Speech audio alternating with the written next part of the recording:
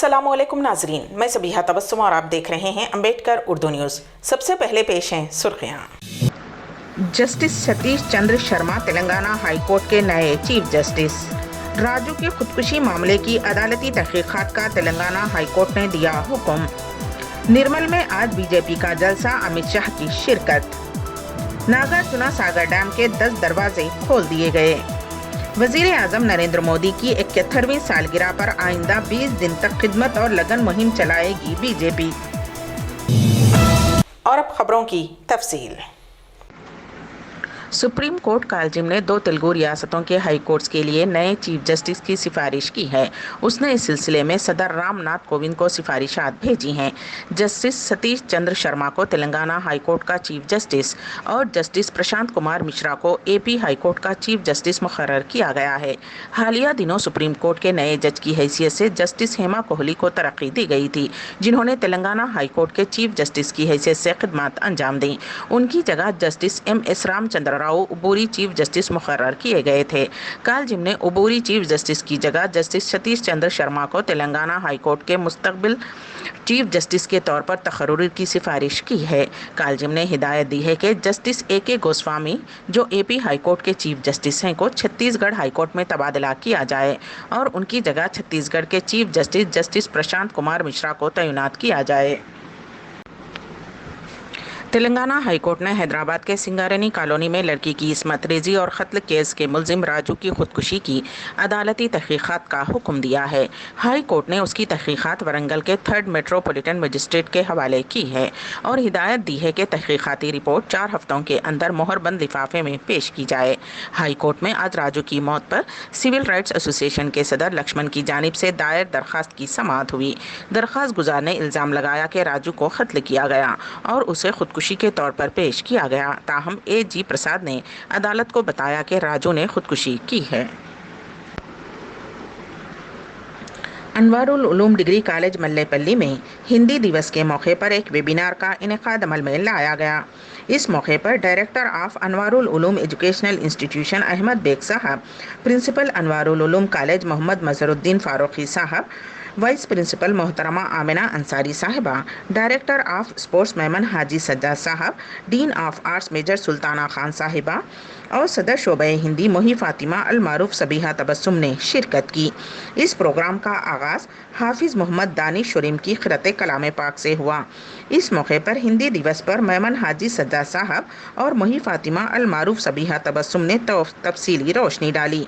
बाद अज़ां तुलबा व तालिबात ने भी खुद की तहरीर करदा व मुंतखब कविताएँ और कहानियाँ सुनाई, जबकि असातिज़ा गौसिया सुल्ताना, मलिका बेगम, मोहम्मद अंसारी व दिगर का ताउन शामिल रहा।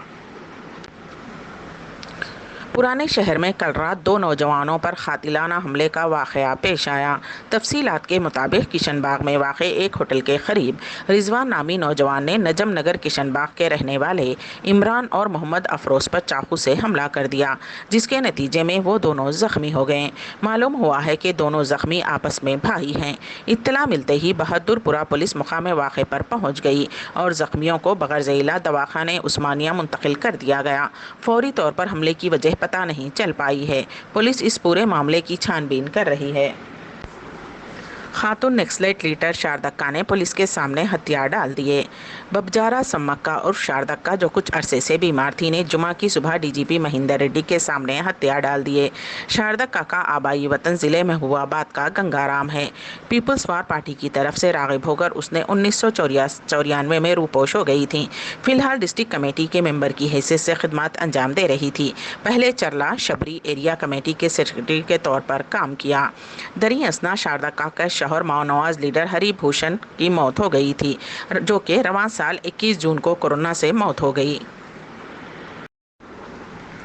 सुखूत हैदराबाद के मौके पर भारतीय जनता पार्टी की जानिब से रियासत तेलंगाना के निर्मल में तेलंगाना लिबरेशन डे के ज़ेरे उन्वान एक जलसे आम मुनक़िद किया गया है।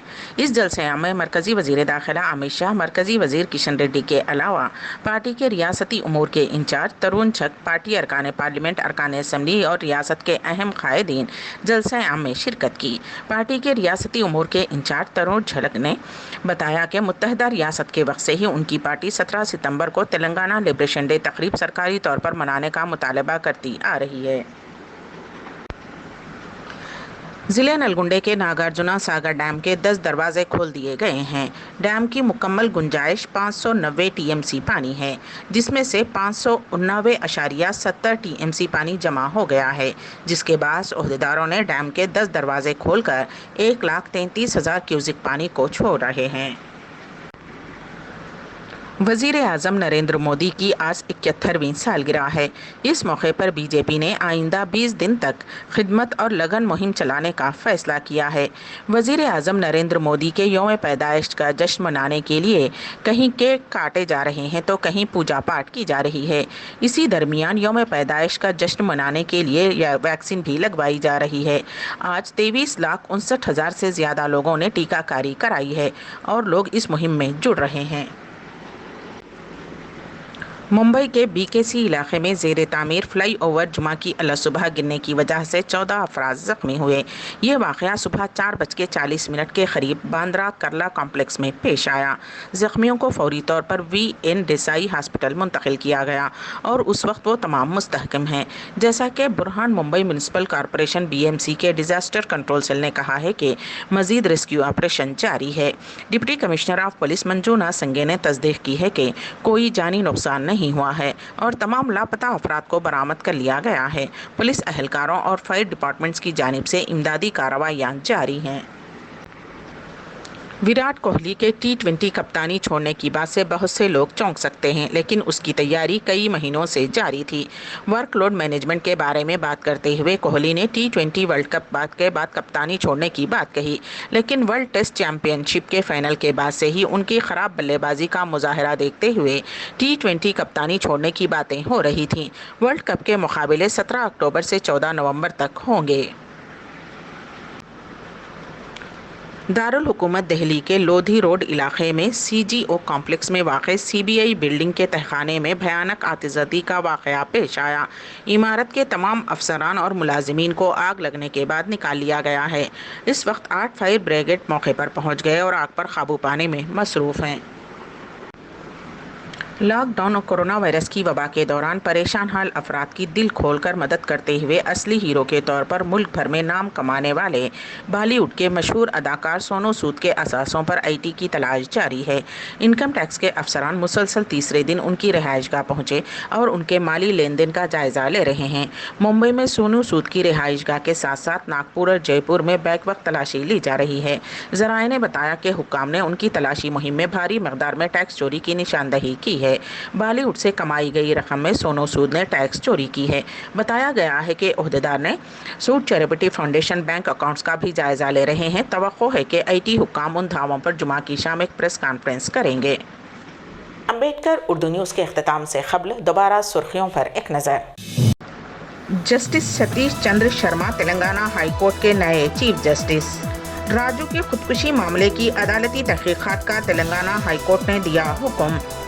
نرمل میں آج بی جے پی کا جلسہ، امت شاہ کی شرکت۔ ناگارجنا ساگر ڈیم کے 10 دروازے کھول دیے گئے۔